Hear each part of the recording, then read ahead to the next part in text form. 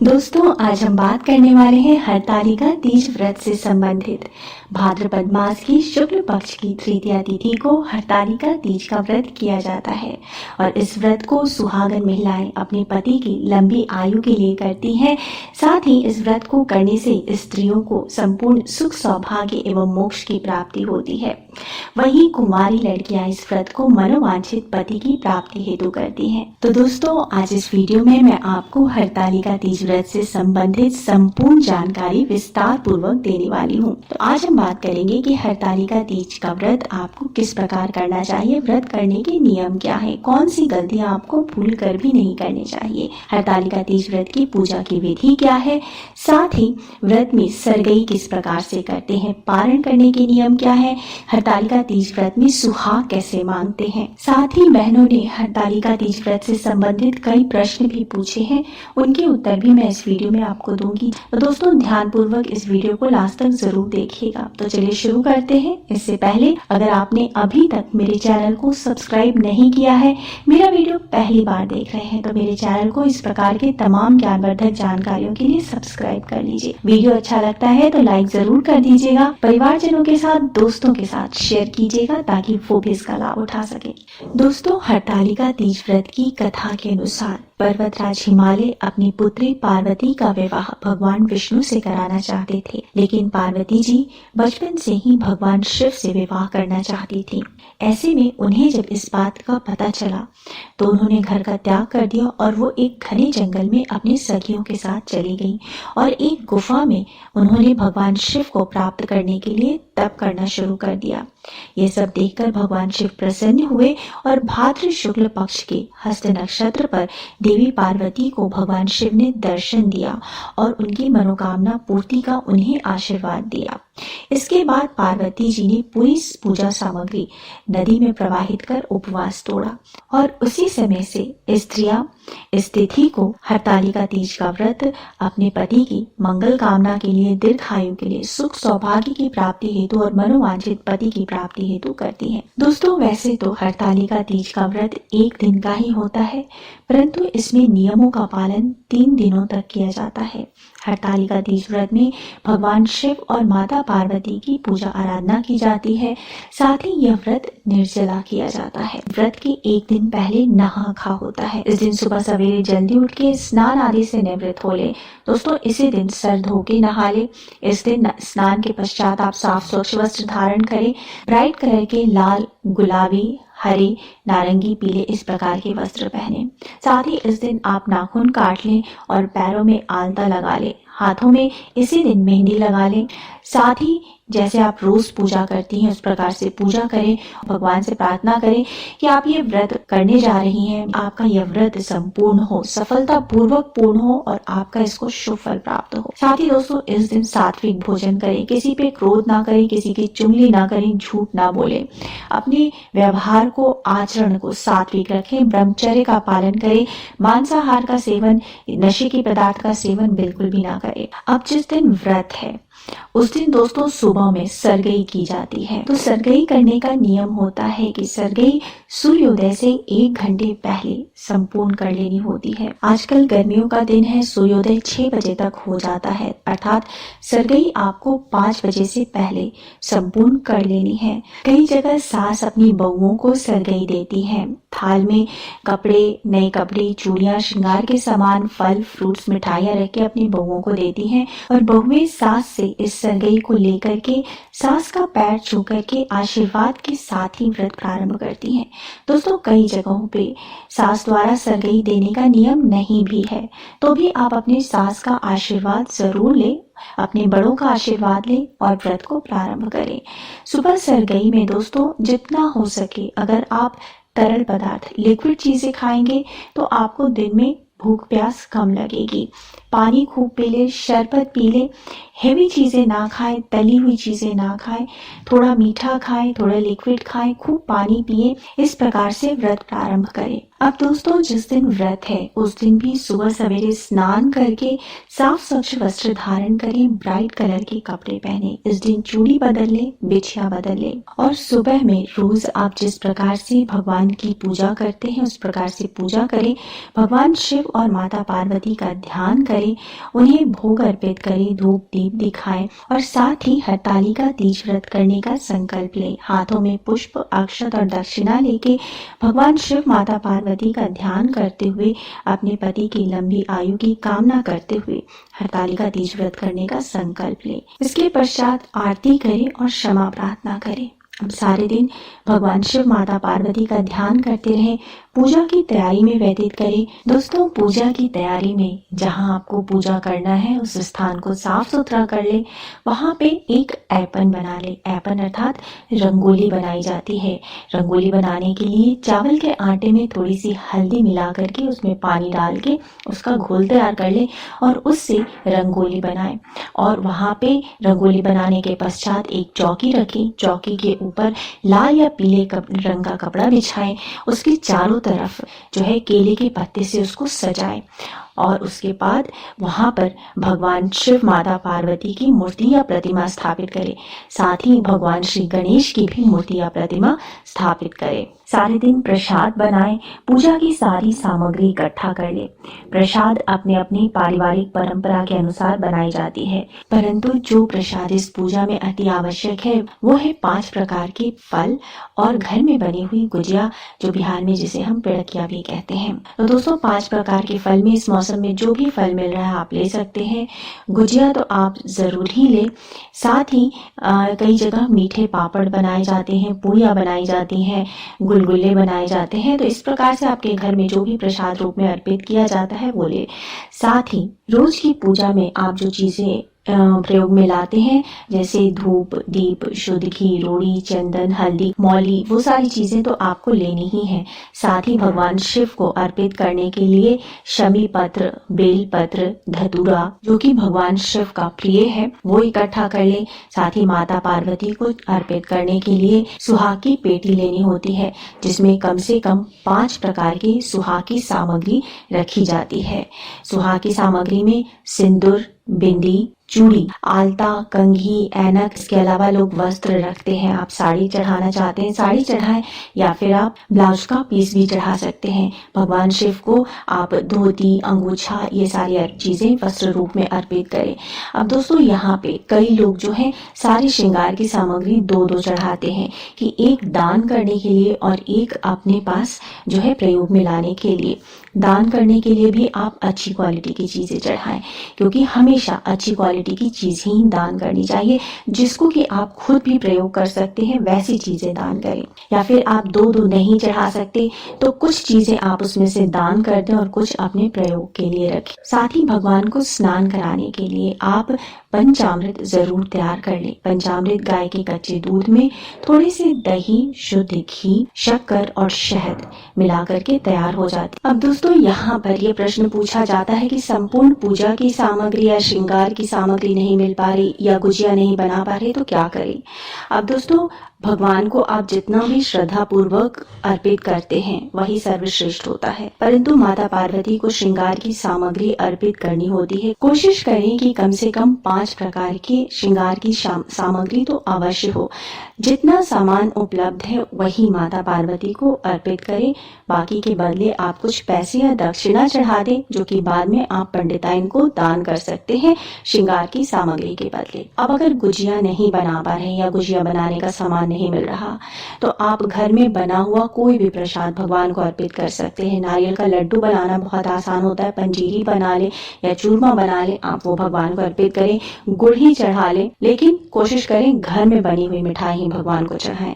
दोस्तों हरतालिका तीज व्रत में पूजा शाम के समय प्रदोष काल में की जाती है, तो पूजा के पूर्व स्नान करें, नए वस्त्र धारण करें। ये पूजा नए वस्त्र पहनकर ही की जाती है। उसके बाद 16 श्रृंगार करके बिल्कुल दुल्हन की तरह तैयार हो जाएं। और उसके बाद आप पूजा स्थल पे पूर्व दिशा की ओर मुख करके चौकी के सामने आसन बिछा करके बैठ जाएं। साथ ही दोस्तों, अगर आप कलश स्थापना करना चाहते हैं तो आप कलश स्थापना भी कर सकते हैं। चावल से अष्टदल कमल बनाएं, उसके ऊपर जल से भरा एक कलश रखें। पीतल या तांबे का कलश हो, उसमें थोड़े से गंगा जल, रोड़ी, सुपारी, पुष्प डाल करके उसके ऊपर एक ढक्कन में चावल रख के उसको ढक दें। उसके ऊपर नारियल रखें, नारियल के चारों तरफ कलावा लपेट दें। तो इस प्रकार से आपका कलश तैयार हो जाता है। कलश पे भी आप स्वास्तिक बना दें। इस प्रकार से कलश स्थापना करना चाहते हैं तो आप कर सकते हैं। और उसके बाद पूजा प्रारंभ करने के सबसे पहले हाथ जोड़ करके भगवान श्री गणेश का ध्यान करें। भगवान श्री गणेश से प्रार्थना करें कि आपकी पूजा सफल हो और आपके व्रत का आपको शुभ फल प्राप्त हो।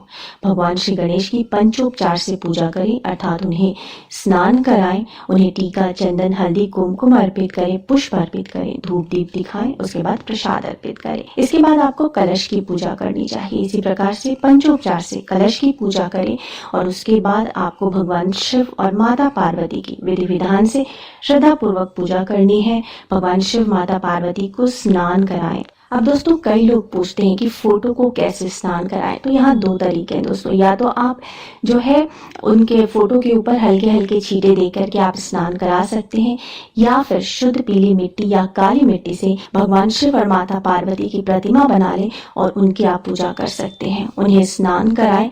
आपने जो पंचामृत तैयार किए उसमें स्नान कराएं, शुद्ध जल से स्नान कराएं, उन्हें टीका, चंदन, हल्दी, कुमकुम अर्पित करें, पुष्प अर्पित करें, पुष्प माला अर्पित करें। भगवान शिव को बेलपत्र, शमी पत्र अर्पित करें। आग, धतूरा आपने जो भी लिया है वो सब भगवान शिव को अर्पित करें। माता पार्वती को सुहाग की पिटारी अर्पित करें, वस्त्र अर्पित करें, सिंदूर अर्पित करें, प्रसाद भोग जो आपने बनाया है वो अर्पित करें। इस प्रकार से पूजा करने के पश्चात आपको हरतालिका तीज व्रत की कथा सुननी या पढ़नी होती है। कथा सुनने के बाद भगवान की आरती करें और उसके बाद क्षमा प्रार्थना करें।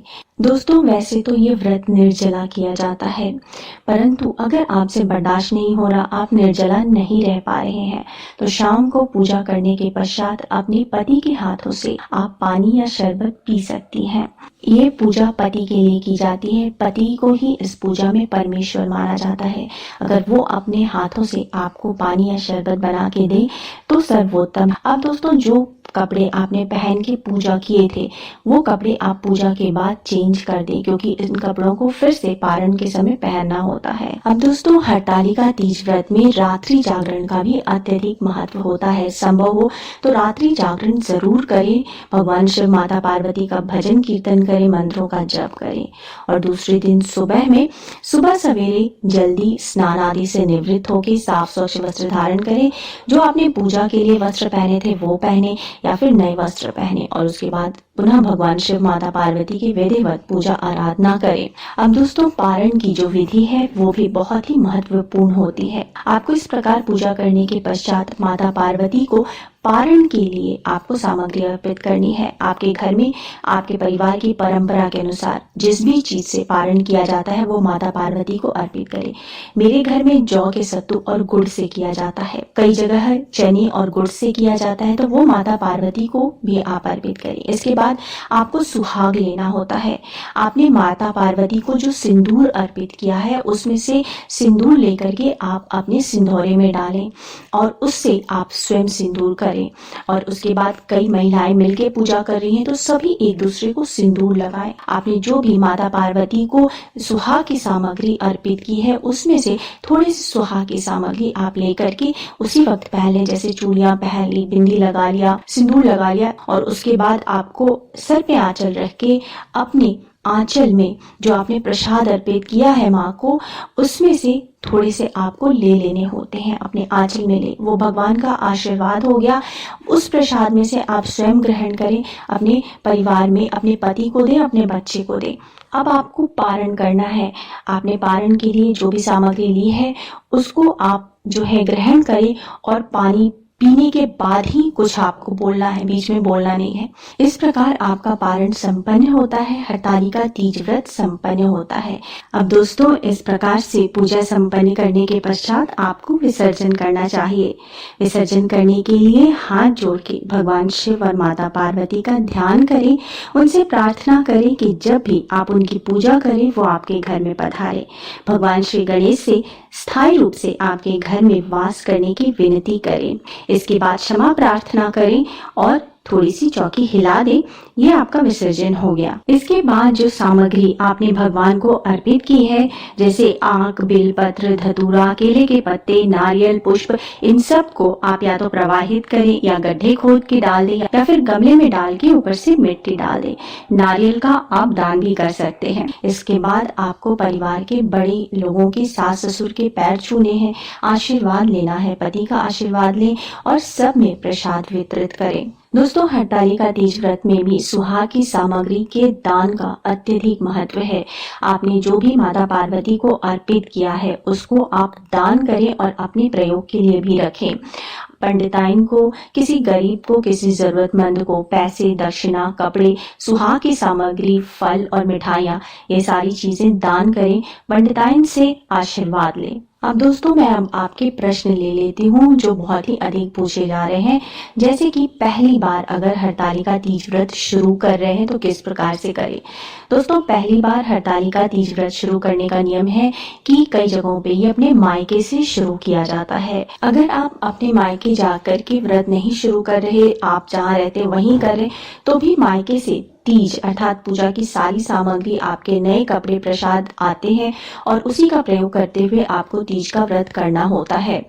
तीज व्रत जब आप पहली बार कर रहे हैं उस समय आप संकल्प लें कि आपको ये तीज व्रत आप अपने पति की मंगल कामना के लिए हर साल करेंगी। इस व्रत का उद्यापन नहीं किया जाता, जब तक जीवित रहते हैं व्रत करते हैं। अगर बाद में बीमार हो गए या व्रत नहीं कर पा रहे हैं तो आप इस व्रत को फलाहार करके आप बाद में कर सकती हैं। वैसे तो दोस्तों, यह व्रत निर्जला किया जाता है, परंतु अगर आपको लगता है कि आप निर्जला नहीं कर पाएंगी तो आप शुरू से इसी प्रकार से व्रत का प्रारंभ करें।